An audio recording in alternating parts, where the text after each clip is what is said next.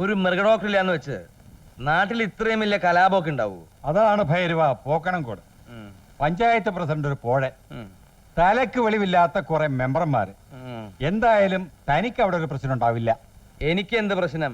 എന്ത് ഗുരുവാലുണ്ടായാലും ഭൈരവൻ തടി വരും. എന്തായാലും മൃഗ ഡോക്ടർ ആവുമ്പോ ഒരു തയ്യാറെടുപ്പൊക്കെ വേണ്ടേ? താൻ അലോപ്പതിയിലേ കളിച്ചിട്ടുള്ളൂ. അലോപ്പതി ഉണ്ട്, ഹോമിയോപ്പതി ഉണ്ട്, മർമാണി ഉണ്ട്, ഇനി വേറെ ചിലതൊക്കെ ഈ പെട്ടിക്കകത്തുണ്ട്.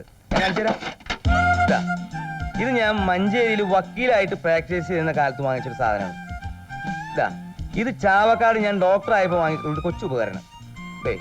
ഇത് ഞാൻ കരുനാഗപ്പള്ളിയിൽ വികാരിയച്ഛനായിട്ടുള്ള സമയത്തുള്ള ലോഹയാണ്.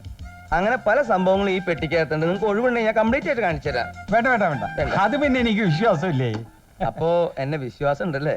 ആ, ദൈവസഹായം കൊണ്ട് കള്ളത്തരം എന്റെ ജന്മവാസനയാണ്. പക്ഷെ പണം വേണം. പണം എത്ര വേണമെങ്കിലും ശരിയാക്കാം. സർക്കാരിൽ നിന്ന് കിട്ടുന്ന പണമൊക്കെ നമുക്ക് വെട്ടിച്ച് വീതിക്കുകയും ചെയ്യാം. വീതിച്ച് കളിക്കൊന്നും വേണ്ട, അതങ്ങനെ ഇങ്ങോട്ട് തന്നാ മതി. ഇങ്ങനത്തെ ഒരെണ്ണം എടുത്തോ. ഇങ്ങനത്തെ തന്നെ ഒരെണ്ണം എടുത്തോളാൻ. തന്റെ അച്ഛൻ്റെ ഒന്നും അല്ലല്ലോ. എന്തായാലും ആരും പറ്റിച്ചുകൊണ്ടെന്ന് കാശത് ഉറപ്പാ.